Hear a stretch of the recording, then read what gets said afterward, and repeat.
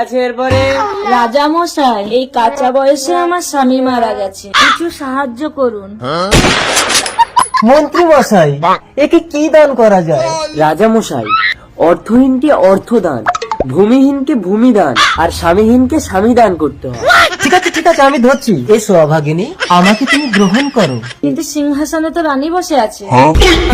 আরে একটু ম্যানেজ করো। এই সরে বসো তো, ওকে একটু বসতে দাও। কে আছে এরপরে? রাজা মশাই, আমি ভূমিহীন, আমাকে কিছু জমি দান করুন। মন্ত্রী মশাই, এই বুড়োকে হিমালয় থেকে 1 বিঘা জমি দান করে দাও। যথা আজ্ঞা মহারাজ। 1 বিঘে জমি নিয়ে আমি কি ঘাস ছিঁড়ব? মন্ত্রী মশাই, এই বুড়োকে হিমালয় পাহাড়ে নিয়ে যাও। এ যতদূর বেয়ে উঠতে পারবে ততটা জমি এই বুড়োকে দিয়ে দেবে। ঠিক আছে রাজা মশাই। আরে মশাই, এই বয়সে আর কত উঠবেন?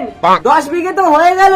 না বাপু, সুযোগ হাতছাড়া করা যাবে না, যত উঠবো তত পাবো।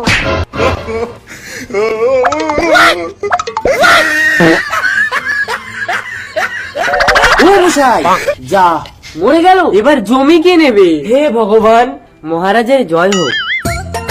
কি ব্যাপার মন্ত্রী মশাই, বুড়ো কতটা জমি নিল? না রাজা মশাই, 3.5 হাতের বেশি নিতেই পারেন। তার মানে বুড়ো ফটকে গেছে।